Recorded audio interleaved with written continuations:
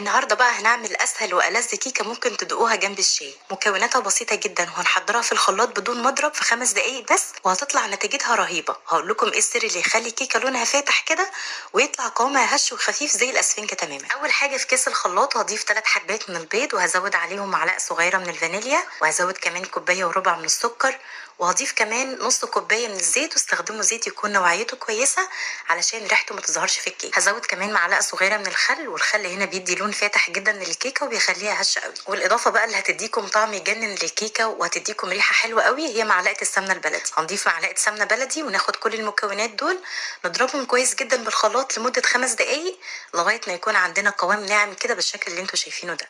بعد كده هاخد خليط السوائل ده وهحطه في بوله، وهبتدي انخل عليه المكونات الجافه. المكونات الجافه عباره عن كوبايتين من الدقيق الفاخر جميع الاغراض، وعليهم رشه ملح، وزودت عليهم معلقتين صغيرين من البيكنج باودر، وهبتدي انخلهم كده على المكونات السائله واقلب لغايه الدقيق ما يندمج مع باقي المكونات. في المرحله دي طبعا هتلاحظوا ان قوام الخليط تقيل، وده لان احنا لسه ما زودناش الحليب. انا سبت الحليب في الاخر خالص علشان هضيفه وهو ساخن بيغلي، فما ينفعش نحطه في الخلاط مع البيض علشان ما يستويش. هضيف بقى دلوقتي كوبايه حليب تكون سخنه كويس قوي، تكون بتغلي كده، واحطها على خليط الكيك، وبمضرب يدوي هقلب لمده دقيقتين 2 بس.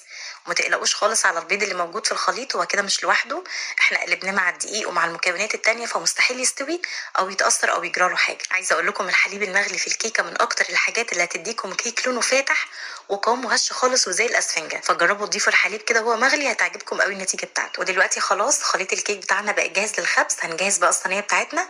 ممكن تستخدموا صينيه مقاس 26 زي اللي انا استخدمتها لو بتحبوا الكيكه تطلع مرتفعه، او ممكن تستخدموا صينيه مقاس 28 لو مش بتحبوها عاليه قوي. بطنت الصينيه بتاعتي بفرشه سمنه، وبعد كده شويه دقيق، واي دقيق زياده من الصينيه نفضته، وبعد كده ضفت الخليط بتاعي. لو عندكم بقى خله هتمشوا بيها كده في الصينيه علشان لو في اي فقاعات هوا تطلع من الكيك.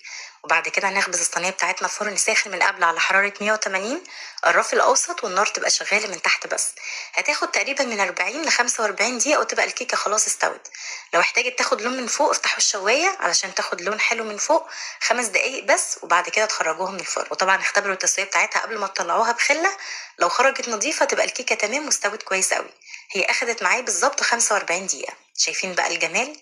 الكيكه لونها فاتح ومرتفعه وهشه وقوامها زي الاسفنجه. بجد التزموا بكل الملاحظات اللي قلت لكم عليها في الفيديو ده، هتعملوا انجح والذ كيكه شاي بسيطه ويوميه بدون اي افتكاسات، تقريبا بنعملها كل يوم جنب الشاي. جربوا تحضروها بالطريقه دي ومتاكده هتعجبكم قوي. وبس كده نكون خلصنا وصفه النهارده، بتمنى تكون عجبتكم. لو عجبتكم اكيد ما تنسوش تعملوا لايك وتعرفوني رايكم ايه في التعليقات، ولو جربتوها يا ريت كمان تحطوا لي الصور في التعليقات. شكرا جدا ليكم والسلام عليكم.